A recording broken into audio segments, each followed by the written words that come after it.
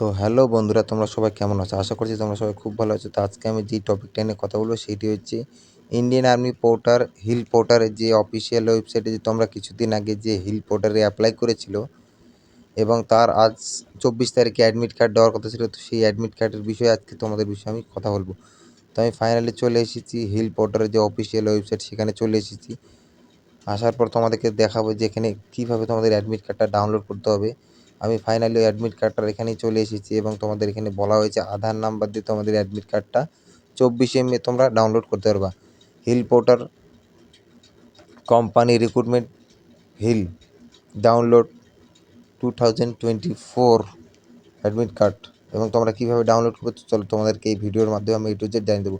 এখন পর্যন্ত hill পোর্টারের official ওয়েবসাইটে অ্যাডমিট কার্ডের কোনো অপশন দেওয়া হয়নি এবং কোনো লিঙ্ক জারি করা হয়নি যেখান থেকে তোমাদের যে অ্যাডমিট কার্ডটা তোমরা কীভাবে ডাউনলোড করবা, এখনও পর্যন্ত সেই লিঙ্কটি দেওয়া হয়নি। তো তোমাদেরকে আমি দেখাবো, আমার ভিডিওর সঙ্গে থাকো। যখন তোমাদের লিঙ্ক অ্যাক্টিভ করে দেবে তখন আমি তোমাদের ঠিক জানিয়ে দেবো যে তোমাদের লিঙ্কটা অ্যাক্টিভ করে দেওয়া হয়েছে।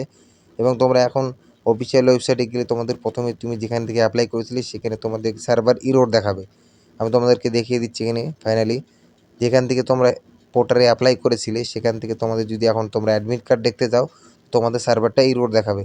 সেই জন্য তোমাদেরকে সার্চ করার সময় সার্চ করতে হবে হিল পোর্টার হোম পেজে এসলে এবং তোমার যে হিলের যে অফিসিয়াল ওয়েবসাইট আছে সেখান থেকে তোমরা চলে আসবা।